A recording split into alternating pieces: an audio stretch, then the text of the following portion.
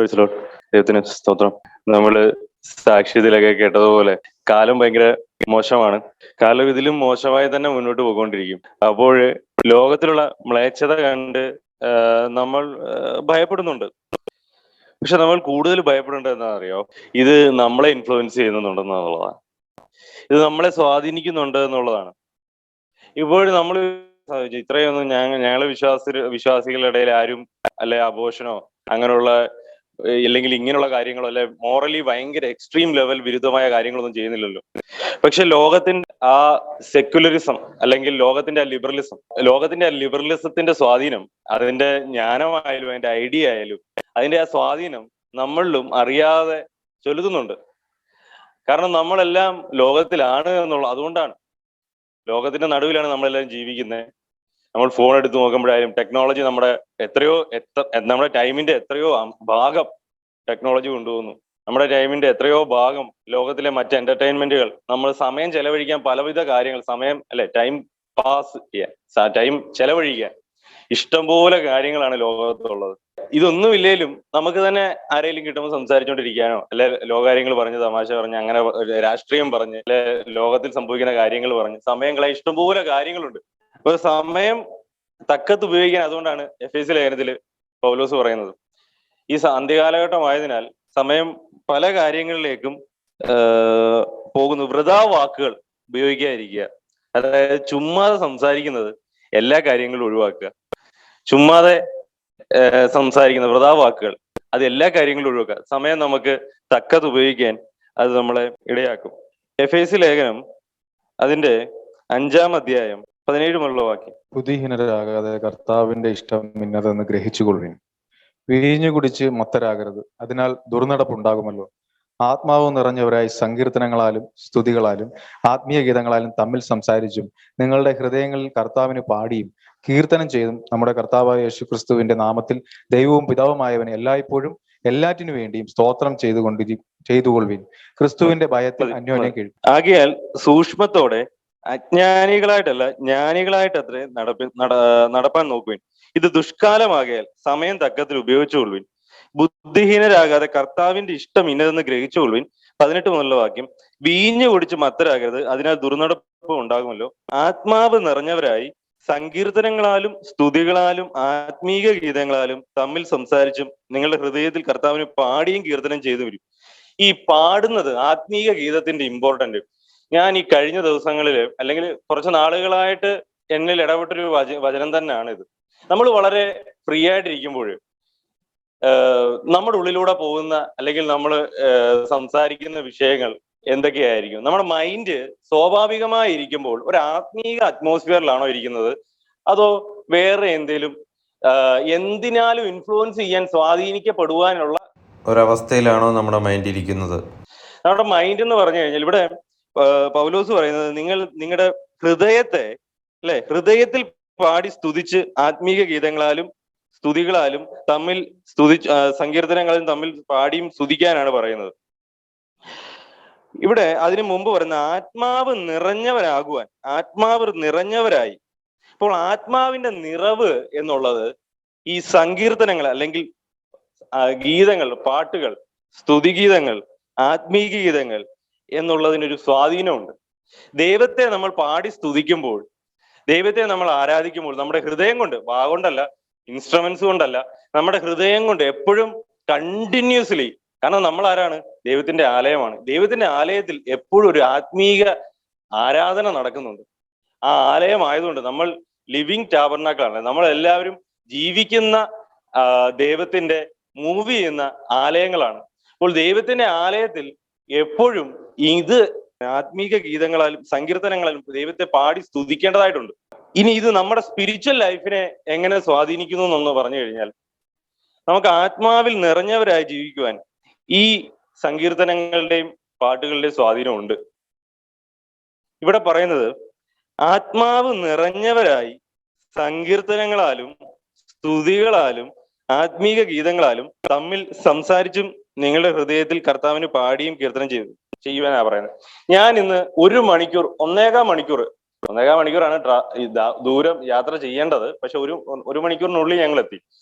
അപ്പോൾ 1 മണിക്കൂറിൽ എന്റെ ഉള്ളിലൂടെ കടന്നുപോയ തോട്ട് എന്ന് പറഞ്ഞു കഴിഞ്ഞാൽ, ഞാൻ വണ്ടി എടുക്കുമ്പോൾ തൊട്ട് വണ്ടി ഇവിടെ വെക്കുമ്പോൾ വരെ എനിക്കറിയത്തില്ല, പുറയിരുന്ന് പ്രണവ് ശ്രദ്ധിക്കുന്നുണ്ടോ എന്ന് അറിയത്തില്ലായിരുന്നു. എന്റെ ഉള്ളിൽ ഞാൻ ഇങ്ങനെ പാട്ട് പാടുമായിരുന്നു. അപ്പോൾ നേരത്തെ ഞാൻ എപ്പോഴും പാട്ട് പാടുന്ന ഒരു വ്യക്തിയൊന്നുമല്ല, പല കാര്യങ്ങളും തോട്ടെ പോയിട്ടുണ്ട്. പക്ഷെ ആ പാട്ട്, കർത്താവിന്റെ പാട്ട് ഇങ്ങനെ പാടുമ്പോൾ ഫുള്ളി ഞാൻ ആ എന്തിലാണ് ഒരു കോൺഷ്യസ്, എന്റെ മൈൻഡ് സുബോധത്തോടെ ഇരിക്കുകയാണ് ആത്മീയ കാര്യത്തിൽ. ഫുള്ളി ഞാൻ ആത്മീയ കാര്യത്തിലാണ് കോൺഷ്യസ് ആയിരിക്കുന്നത്. അപ്പോൾ ഞാൻ ചിന്തിച്ചത്, നമ്മൾ വെറുതെ ഇരിക്കുന്ന സമയങ്ങളിലായാലും നമ്മൾ മറ്റു കാര്യങ്ങൾ ഇടപെടുമ്പോഴായാലും നമ്മുടെ മൈൻഡിലൂടെ പല കാര്യങ്ങളിലും നമ്മൾ ഇൻവോൾവ് ചെയ്യപ്പെടുന്നുണ്ട്. കാരണം ഈ ലോകം ഭയങ്കര മോശമാണ്, ഈ ചുറ്റിലും നടക്കുന്ന കാര്യങ്ങളൊക്കെ ഭയങ്കര മോശമാണ്. നമുക്ക് എപ്പോഴും നമ്മുടെ ഹൃദയത്തെ ഏകാഗ്രതയുള്ള ദൈവത്തിന്റെ ആലയമാണെന്നുള്ള ബോധ്യത്തില് നമുക്കൊരു സ്പിരിച്വൽ അറ്റ്മോസ്ഫിയർ നമ്മുടെ ഹൃദയത്തിൽ കൊണ്ടുവരേണ്ടതായിട്ടുണ്ട്. എപ്പോഴും ഒരു സ്പിരിച്വൽ അറ്റ്മോസ്ഫിയർ നമ്മുടെ മൈൻഡിൽ കൊണ്ടുവരേണ്ടതായിട്ടുണ്ട്. ആത്മാവ് പറയുന്നത് എന്താണെന്നും ദൈവം പറയുന്നത് എന്താണെന്നും കേൾക്കാനുള്ള ഒരു കോൺഷ്യസ് ലെവൽ, സുബോധം എനിക്ക് എപ്പോഴും ഉണ്ടാകേണ്ടതായിട്ടുണ്ട്. അതുകൊണ്ടാണ് വീഞ്ഞു കുടിച്ച് മത്തരാകരുത് എന്ന് പറയുമ്പോൾ എന്താണ്, വീഞ്ഞു കുടിയിൽ സംഭവിക്കുന്നത് എന്താണ്? സുബോധം നഷ്ടപ്പെടുകയാണ്, സോബർ മൈൻഡ് നഷ്ടപ്പെടുകയാണ്, അല്ലെ? അപ്പോൾ വീഞ്ഞു കുടിച്ച് മത്തരാകരുത്. നിങ്ങൾ എപ്പോഴും പാടി സ്തുതിച്ച്, അത് വീഞ്ഞുകൂടി മാത്രമല്ല നമ്മളെ മത്തരാക്കുന്നത്, നമ്മുടെ സോബർ മൈൻഡ് നഷ്ടപ്പെടുത്തുന്നത്, ലോകത്തോടുള്ള കാര്യങ്ങൾ, ലോകത്തിന്റെ ജ്ഞാനം, നമ്മുടെ ദൈനംദിന ജീവിതത്തിലെ നമ്മുടെ ചിന്തകള്, നമ്മുടെ ആകുലങ്ങള് എല്ലാം നമ്മുടെ ഈ പറയുന്ന സോബർണിറ്റി നഷ്ടപ്പെടുത്തുന്ന കാര്യങ്ങളാണ്. അതുകൊണ്ടാണ് പറയുന്നത്, നിങ്ങൾ ഇതെല്ലാം മറന്ന് ഒന്നേ വേണ്ടു. നല്ല അംശം മറിയ തെരഞ്ഞെടുത്തതുപോലെ മാർത്തയുടെ കൂട്ട് പല കാര്യങ്ങളൊന്നും ശരി, അതെല്ലാം നടക്കേണ്ട കാര്യങ്ങളാണ്, പക്ഷെ അതിനൊന്നും കോൺഷ്യസ് ആയില്ല. ഒന്നേ വേണ്ടു, നല്ല അംശം തിരഞ്ഞെടുത്തു. എന്ത്? കർത്താവിന്റെ സന്നിധിയിൽ പോയിരുന്ന് അവനെ പാടി സ്തുതിച്ച്. കർത്താവിന്റെ സന്നിധി എവിടെയാണ്? നമ്മുടെ ഹൃദയങ്ങളിൽ കർത്താവ് വാസം ചെയ്യുന്നു. നമ്മുടെ ഉള്ളിൽ ദൈവത്തിന്റെ ആത്മാവുണ്ട്, അവന്റെ ആലയം, അവൻ നമ്മുടെ ഉള്ളിൽ വസിക്കുന്നു. അവനൊരു ഭവനം ഉണ്ടാക്കി വെച്ചിട്ടുണ്ട് നമ്മുടെ ഉള്ളില്. അവിടെ അവൻ നിത്യമായി ഇരിക്കുന്നു, ഒരിക്കലും മാറുന്നില്ല. പക്ഷെ നമ്മൾ കോൺഷ്യസ് ആകുന്നില്ല. നമ്മൾ പലവിധ കാര്യങ്ങളും ചിന്തകളാലും നമ്മൾ ദൈവത്തിന്റെ പ്രാകാരമായ നമ്മുടെ ശരീരത്തെ പല കാര്യത്തിൽ ഇൻവോൾവ് ചെയ്യപ്പെടുന്നുണ്ട്. നമ്മുടെ ശരീരം ദൈവത്തിന്റെ പ്രാകാരമാണെന്നുള്ള കാര്യം അറിയാവോ? ദൈവത്തിന്റെ ആലയത്തിന്റെ പ്രാകാരമാണ് നമ്മുടെ ശരീരം. നമ്മുടെ മനസ്സ് എന്ന് പറഞ്ഞു കഴിഞ്ഞാൽ വിശുദ്ധ സ്ഥലമാണ്. അതിവിശുദ്ധ സ്ഥലം ദൈവത്തിന്റെ ആത്മാവിരിക്കുന്ന നമ്മുടെ ആത്മാവിന്റെ ആ റൂം ആണ്. ഞാൻ ആ റൂം എന്നാണ് വിളിക്കാൻ ഇഷ്ടപ്പെടുന്നത്. കാരണം ആ റൂമില് ആത്മാവില്ലെങ്കിൽ ആ റൂം ശൂന്യം, മരിച്ച അവസ്ഥയിലാണ്. ആത്മാവ് ഉള്ളപ്പോൾ ആ റൂം ജീവനുള്ളതാണ്. അപ്പോൾ നമ്മൾ പ്രാകാരത്തിൽ എന്താണ് എപ്പോഴും വിളക്കേണ്ടത്, എപ്പോഴും നടക്കേണ്ടത്? എപ്പോഴും ഇതാണ്, ദൈവത്തിന്റെ സ്തുതിഗീതങ്ങളാണ്, ആരാധനയാണ്, ശരീരങ്ങളുടെ യാഗമാണ്. എന്റെ യാഗമാണ് എന്റെ പ്രാകാരത്തിൽ നടക്കുന്നത്. ഞാൻ മരിച്ചു കിടക്കുകയാണ്. എന്നെ പുറമത്ത് ഒരാൾ നോക്കുമ്പോൾ ദൈവത്തിന്റെ ആലയത്തിന്റെ പ്രാകാരത്തിൽ ഒരു യാഗം നടക്കുന്നു. അർജുൻ എന്ന വ്യക്തി മരിച്ചു കിടക്കുന്നു, യാഗമായി, ജീവനുള്ള യാഗമായി മരിച്ചു കിടക്കുന്നു. അപ്പോൾ ഇതാണ് കണ്ടിന്യൂസ്ലി നടക്കേണ്ടത് നമ്മുടെ ലൈഫിൽ. പക്ഷെ നമ്മളിത് നടക്കുന്നില്ല. കാരണം പല കാര്യങ്ങൾ, ഈ ലോകത്ത് നടക്കുന്ന കാര്യങ്ങൾ തന്നെ നമ്മളെ അതിന് സ്വാധീനിക്കുന്നത് കൂടുതലും. മറ്റുള്ളവർ അതിനകത്താണ്, അവരെ സ്വാധീനിക്കേണ്ട കാര്യമൊന്നുമില്ല, അവരതിനകത്ത് തന്നെ. പക്ഷെ നമ്മൾ ചർച്ചിലാണ് ഇത് കൂടുതലും സ്വാധീനിക്കുന്നതും നമ്മുടെ സമയത്തെ ഇല്ലാതാക്കുന്നതും. അപ്പോൾ ആത്മാവ് നിറഞ്ഞവരായി സങ്കീർത്തനങ്ങളാലും സ്തുതികളാലും ആത്മീക ഗീതങ്ങളാലും ഹൃദയത്തിൽ കർത്താവിന് പാടിയും കീർത്തനം ചെയ്തും നമ്മുടെ കർത്താവായ യേശുവിന്റെ നാമത്തിൽ ദൈവവും പിതാവുമായ എല്ലായ്പ്പോഴും എല്ലാറ്റിനും വേണ്ടി സ്തോത്രം ചെല്ലുവിൻ, ക്രിസ്തുവിന്റെ ഭയത്തിൽ അന്യോന്യം. അതുപോലെ തന്നെ നമുക്കറിയാം, നമ്മൾ ദൈവത്തിന്റെ ആലയമാണെന്ന് പറഞ്ഞല്ലോ. 1 കൊരിന്ത്യർ ലേഖനം 3:16 വാക്യം ഒന്ന് വായിക്കാവോ? നിങ്ങൾ ദൈവത്തിന്റെ മന്ദിരമെന്നും ദൈവത്തിന്റെ ആത്മാവ് നിങ്ങളിൽ വസിക്കുന്നു എന്നും അറിയുന്നില്ലയോ? നമ്മൾ ദൈവത്തിന്റെ മന്ദിരമാണ്, ദൈവത്തിന്റെ ആലയം, ദൈവത്തിന്റെ ആത്മാവ് നമ്മൾ വസിക്കുന്നുണ്ട്. അതുകൊണ്ട് നമ്മൾ ആത്മാവ് നിറഞ്ഞവരായിരിക്കും. ഈ ആത്മാവ് നിറയുന്നതിന്റെ ഒരു എക്സ്പ്രഷൻ ആണ് ഈ സ്തുതിഗീതങ്ങൾ എന്നൊക്കെ പറഞ്ഞു കഴിഞ്ഞാൽ. ഈ പാട്ടുപാടി സ്തുതിച്ച് ഇരിക്കുമ്പോൾ ഉണ്ടല്ലോ, നമ്മൾ ആത്മാവിൽ നിറയപ്പെടുന്നു എന്നുള്ളതിന്റെ ഒരു എക്സ്പ്രഷനും കൂടിയാണ്.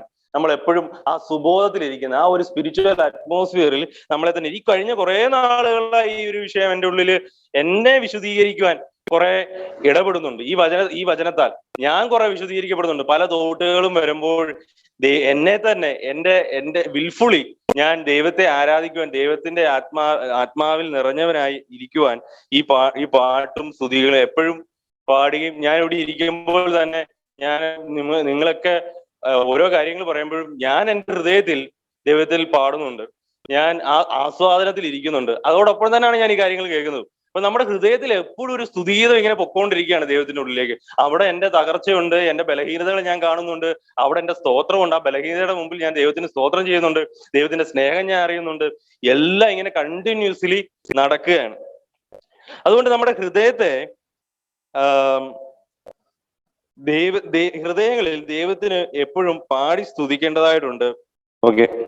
അതുപോലെ തന്നെ സദൃശ്യവാക്യങ്ങൾ അതിന്റെ 4:23 പറയുന്നു. ഒന്ന് വായിക്കാവോ? സദൃശ്യവാക്യങ്ങൾ 4:23. സകല ജാഗ്രതയോടും കൂടി നിന്റെ ഹൃദയത്തെ കാത്തുകൊള്ളുക, ജീവന്റെ ഉദ്ഭവം അതിൽ നിന്നല്ലോ ആകുന്നത്. സകല ജാഗ്രതയോടും കൂടി നിന്റെ ഹൃദയത്തെ കാത്തുകൊള്ളുക. സകല ജാഗ്രതയോടും കൂടി നിന്റെ ഹൃദയത്തെ കാത്തുകൊള്ളുവാൻ. സകല ജാഗ്രത. നമ്മുടെ ഹൃദയം മറ്റുള്ള കാര്യങ്ങൾക്ക് അവർ ഈ ലോകത്ത് നിങ്ങളെ പല കാര്യങ്ങൾ ഇങ്ങനെ വരുമ്പോൾ നമ്മൾ വളരെ കോൺഷ്യസ് ആകേണ്ടത് ഇതൊന്നും എന്നെ സ്വാധീനിക്കരുത്. ലോകത്തിന്റെ തത്വം നമ്മളൊന്ന് ശ്രദ്ധിച്ച് സുബോധത്തോടെ നോക്കിക്കഴിഞ്ഞാൽ എത്ര ലോകത്തിന്റെ വ്യവസ്ഥകൾ നമ്മളെയും സ്വാധീനിക്കുന്നു. അത് വിവാഹത്തിന്റെ കാര്യത്തിലായാലും, പഠിത്തത്തിന്റെ വിദ്യാഭ്യാസത്തിന്റെ കാര്യത്തിലാണെങ്കിലും, മറ്റുള്ളവരെ കാണുന്നതിന്റെ കാര്യത്തിലാണെങ്കിലും, ദാനം കൊടുക്കുന്ന കാര്യത്തിലാണെങ്കിലും, ചർച്ചിൽ കൊടുക്കുന്ന കാര്യത്തിൽ, എല്ലാത്തിനകത്തും ഈ പറയുന്ന ലോകത്തിന്റെ സ്വാധീനം നമ്മുടെ ഹൃദയത്തിൽ അറിയാതെ നമ്മൾ സ്വാധീനിക്കപ്പെടുന്നുണ്ട്. അതുകൊണ്ടാണ് നിങ്ങളുടെ ഹൃദയത്തെ ഏകാഗ്രതയുള്ളതായിരിക്കുവാൻ പറയുന്നത്. നിങ്ങളുടെ ഹൃദയത്തിൽ എപ്പോഴും നിങ്ങൾ ദൈവത്തെ പാടി സ്തുതിച്ച് ആ ഒരു സ്പിരിച്വൽ കോൺഷ്യസ്നെസ്സിൽ എപ്പോഴും ആയിരിക്കുക എന്ന് പറഞ്ഞു. ഞാൻ പല ദേവദാസന്മാരെയും കണ്ടിട്ടുള്ളത് നമ്മുടെ തന്നെ ചർച്ചിൽ അവർ കൂടുതലും പറയുന്ന രാഷ്ട്രീയമാണ്. രാഷ്ട്രീയം അത് മോദി സർക്കാരിന്റെ വിജയവും മറ്റ് സർക്കാരിന്റെ മോശങ്ങളും ആണ് കൂടുതലും സംസാരിക്കുന്നത്. അല്ലെങ്കിൽ എന്തെങ്കിലും ടെക്നോളജി സംബന്ധമായ കാര്യങ്ങളോ, അല്ലെങ്കിൽ എന്തെങ്കിലും ലോകപരമായ മറ്റു പല കാര്യങ്ങളോ, ഇത് തന്നെയായിരിക്കും അവർക്ക് കൂടുതൽ പറയാനുള്ളത്. എന്തുകൊണ്ടാണ് ഇത് തന്നെ പറയാനുള്ളത്? ദൈവകാരം ഒന്നും പറയാനില്ലേ? അപ്പോൾ ഇത് പറയുമ്പോൾ സംഭവം എന്നറിയാം, കൂടെ നിൽക്കുന്നവരും അതിൽ ഇൻവോൾവ് ചെയ്യും. അവരുടെ ഹൃദയവും ഇതിനകത്ത്. അപ്പോൾ ഇതുവരെയും ഒരു ആഗ്രഹവും ഇല്ലാതിരുന്നവരായിരിക്കും. ഇത് കേൾക്കുമ്പോ ശരിയാണല്ലോ, അത് പറഞ്ഞ അത് കൊള്ളാം, അത് ശരിയാണ്. അപ്പൊ ഹൃദയം എന്ത് ചെയ്തു?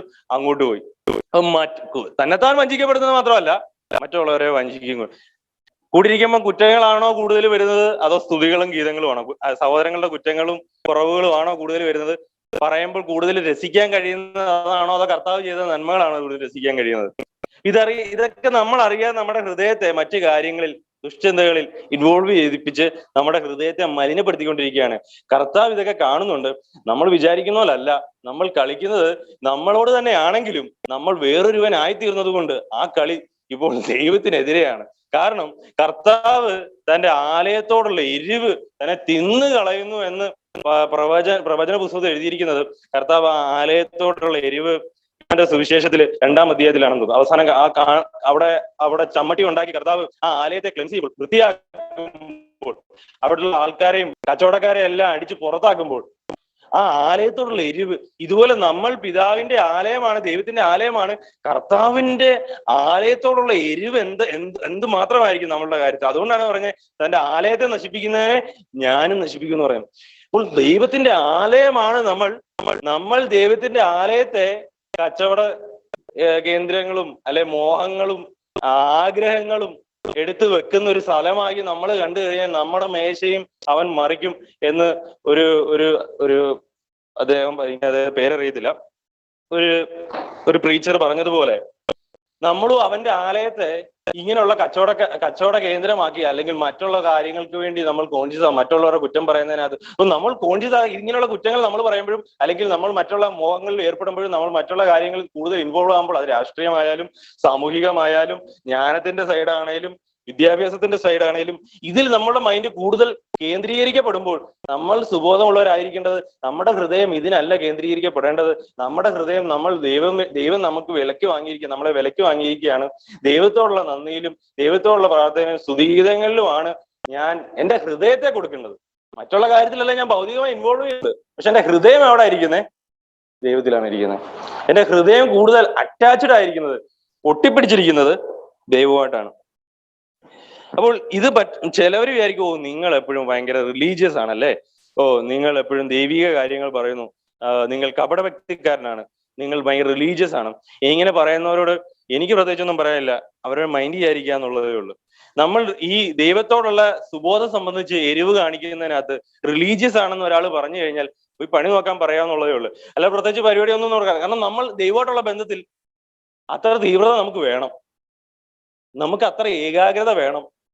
പക്ഷെ നമ്മുടെ ഏകാഗ്രത കപടഭക്തിയാകരുത്. അതുപോലെ തന്നെ നമ്മൾ സെൽഫ് റൈച്ചസ്നെസ്, അതായത് സ്വയനീതിക്കാരുമാകാൻ പാടില്ല.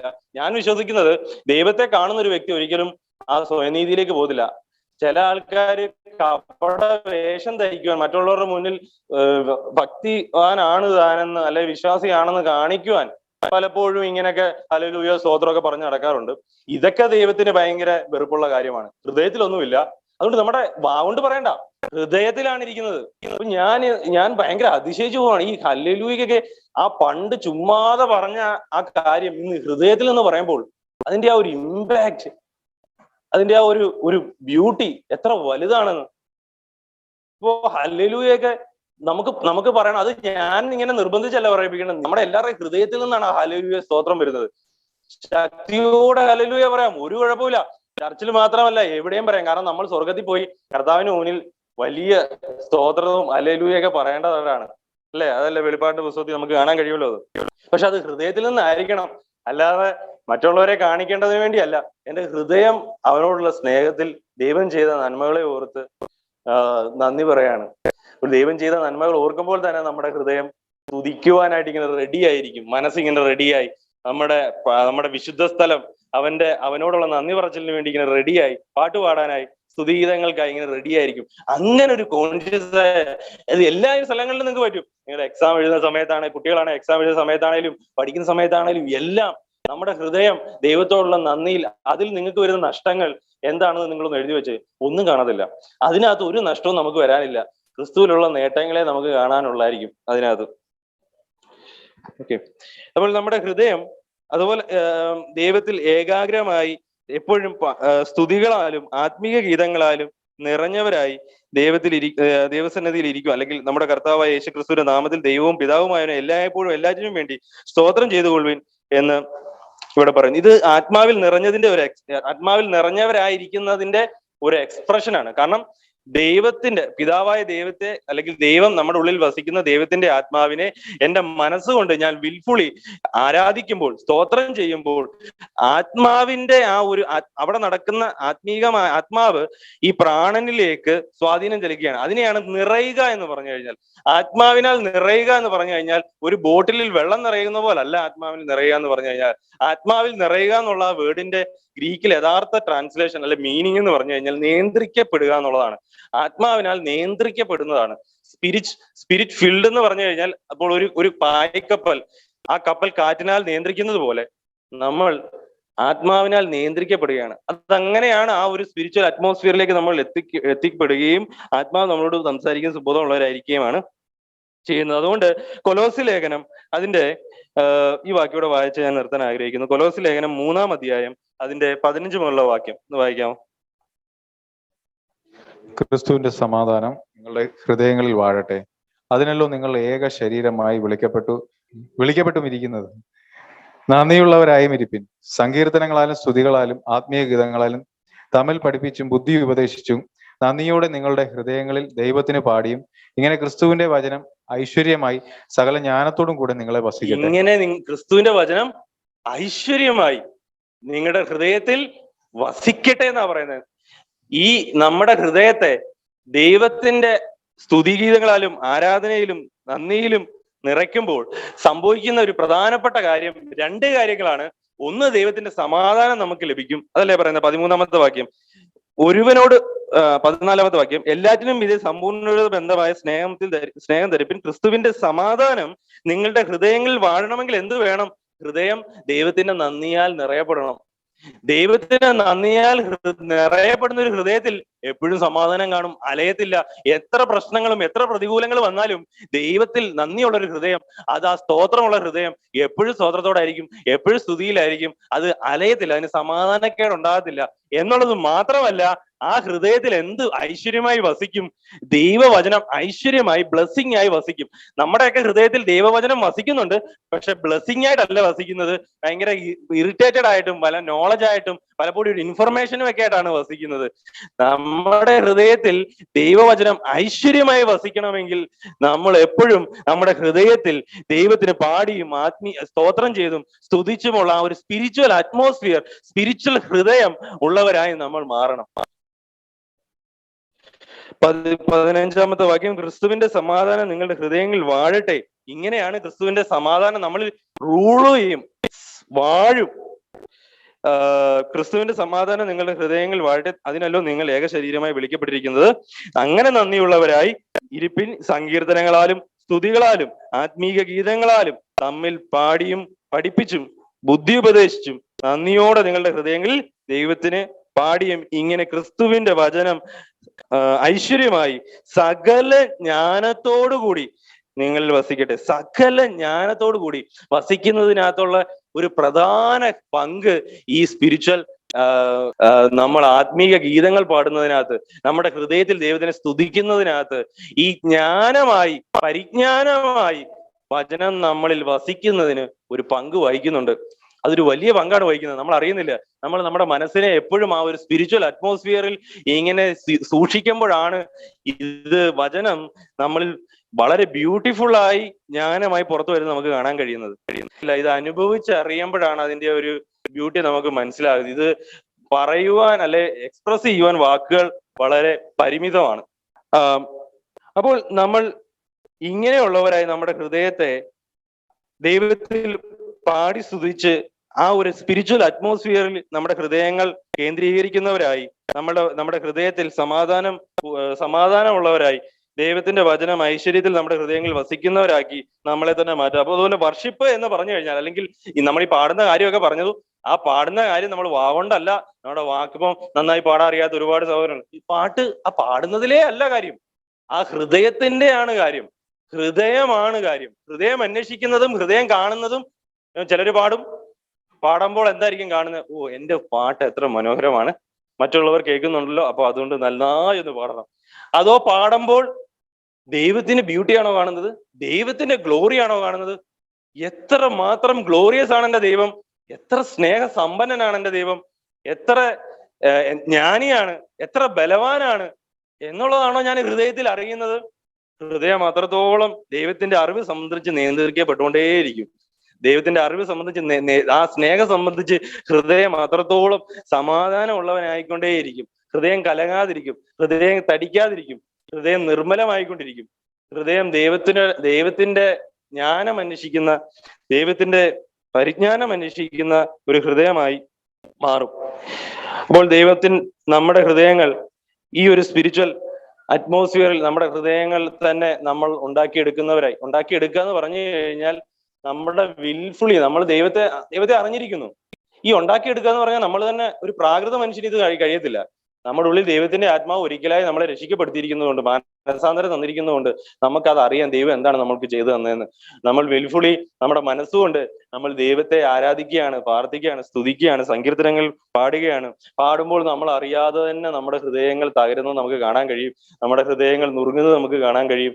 ഹൃദയത്തിൽ ദൈവത്തിന്റെ മനോഹരത്തിൽ ആ സൗരഭ്യവാസന നമുക്ക് കാണാൻ കഴിയും. കാരണം ക്രിസ്തു നമ്മുടെ ഉള്ളിൽ ഉള്ളതുകൊണ്ടാണ് നമുക്ക് ഇതൊക്കെ കാണാൻ കഴിയുന്നത്. അപ്പോൾ അങ്ങനെ ഹൃദയമുള്ളവരായി, അങ്ങനെ ലൈറ്റായിട്ടുള്ള, അങ്ങനെ ലൈറ്റായിട്ടുള്ള രമ്യമായിട്ടുള്ള ഹൃദയമുള്ളവരായി നമ്മൾ മാറട്ടെ. ലോകത്തിന്റെ കഠിന നോളജും കഠിനമായുള്ള കാര്യങ്ങളാൽ ഫില്ല് ചെയ്യപ്പെടാതെ ദൈവവചനത്താലും, അതുകൊണ്ടാണ് ആകയാൽ ഘനമായതൊക്കെയും രമ്യമായതൊക്കെയും സൽകീർത്തിയും പുകഴ്ചയുമായതൊക്കെയും ഗ്രഹിച്ചു കൊള്ളുവിൻ. അപ്പോൾ ഗ്രഹിക്കുന്നതും പാടുന്നതും എല്ലാം അങ്ങനെ ഫുള്ളി ഒരു സ്പിരിച്വൽ ഒരു ആലയമായി നമ്മളെ തന്നെ മാറ്റിക്കൊള്ളുവിൻ. അങ്ങനെ നമ്മളെ മാറ്റിക്കൊണ്ടിരിക്കുകയാണ്. നമ്മൾ ദൈവത്തിന്റെ ആലയമാണ്. ദൈവത്തിന്റെ ആലയത്തിൽ ദൈവത്തിന്റെ ആരാധനയാണ് നടക്കുന്നത്. ദൈവത്തിനെ വർഷിപ്പിക്കുകയാണ് ചെയ്യുന്നത്. ആലയമായ നമ്മൾ ഓരോരുത്തരും നമ്മുടെ പ്രാകാരങ്ങൾ കൊണ്ട് ദൈവത്തെ സ്തുതിക്കുന്നവരായി, നമ്മുടെ പ്രാകാരങ്ങളിൽ നോക്കുമ്പോൾ ഒരു മനുഷ്യനെ ദൈവ തേജസ്സും ദൈവത്തിന്റെ മനോഹരത്വവും കാണുവാൻ ഇടയാകട്ടെ. നമ്മുടെ ഹൃദയത്തിലെ വാക്കുകൾ അവരെ വേദനിപ്പിക്കാതെ അവർക്കും സമാധാനം തരുന്നതായി മാറണമെങ്കിൽ നമ്മുടെ ഹൃദയം അവന്റെ സ്തുതിഗീതങ്ങളാലും അവന്റെ സന്തോഷത്താലും സ്നേഹത്താലും നിറഞ്ഞിരിക്കണം. എന്നാലേ നമ്മളോട് സംസാരിക്കുന്നവർക്ക് ഒരു മനോഹരത്വം, ആ ചർച്ചിൽ നിന്ന് വരുന്ന, ആ ടെമ്പിളിൽ നിന്ന് വരുന്ന ആ ഒരു ബ്യൂട്ടി, ദൈവം ഉള്ളിൽ വസിക്കുന്നത് കൊണ്ട് ആ ബ്യൂട്ടി അവന്റെ വിശുദ്ധ സ്ഥലമായ മനസ്സിലൂടെ, പ്രാകാരത്തിലൂടെ വാക്കുകളായി പുറത്തു വരുത്തുള്ളൂ. അങ്ങനെ നമ്മൾ ആത്മാവ് നിറഞ്ഞവരായി ദൈവത്തിനെ പാടി സ്തുതിക്കുന്നവരായി മാറട്ടെ. ദൈവം നമ്മളെല്ലാരെയും അനുഗ്രഹിക്കട്ടെ. സമയം നമ്മൾ തക്കതായി ഇന്നത്തെ നമ്മൾ വിശ്വാസികളായ സഹോദരങ്ങളിൽ എല്ലാവരും ലോകത്തിൽ പലതരം കാര്യങ്ങളിലേക്ക് കൂടുതൽ ഇൻവോൾവ് എന്തുകൊണ്ട് നമ്മൾ മറ്റു കാര്യങ്ങളിൽ കൂടുതൽ ഇൻവോൾവ് ആകരുത്? നമ്മുടെ സുബോധം നഷ്ടപ്പെട്ടു, നമ്മൾ ഈ ഒരു കാര്യം സംബന്ധിച്ച് അജ്ഞാനികളായി തീരും. അതുകൊണ്ടാണ് വിഷ്വൽ മീഡിയയും മറ്റു പല കാര്യങ്ങളിലേക്കും നമ്മൾ കൂടുതൽ ശ്രദ്ധ കേന്ദ്രീകരിക്കുന്നത്. അതൊരു ഒരു ഒരു നമ്മളൊരു തടസ്സം വെക്കുന്നത്. അതിന്റെ റീസൺ ഇത് മാത്രമാണ്. നമ്മൾ ആ കാര്യത്തിൽ കൂടുതൽ ഇൻവോൾവ് ആയി നമ്മുടെ ഹൃദയം പർപ്പസ് വിട്ട്, ദൈവിക ഉദ്ദേശം വിട്ട് മറ്റു പല കാര്യങ്ങളിലും കൂടുതൽ ആനന്ദിക്കാൻ തുടങ്ങും. നമ്മുടെ ഹൃദയം കൂടുതൽ ആനന്ദിക്കേണ്ടത് ദൈവത്തിലാണ്. കാരണം നമ്മൾ നമുക്കുള്ളവരല്ല, നമ്മളെ വിലക്ക് വാങ്ങിയിരിക്കുന്നു. ഇനി നമ്മുടെ മേല് നമുക്ക് അധികാരമൊന്നുമില്ല. ആ നമ്മളെ ദൈവം വിലക്ക് വാങ്ങിയിരിക്കുന്നു. അത് വലിയൊരു കാര്യത്തിന് വേണ്ടിയാണ്. നമ്മൾ ആത്മാവിൽ അറിയുമ്പോൾ അതിന്റെ മനോഹരത്വം നമുക്ക് മനസ്സിലാക്കാൻ കഴിയും. ദൈവം നമ്മളെല്ലാവരെയും അനുഗ്രഹിക്കട്ടെ.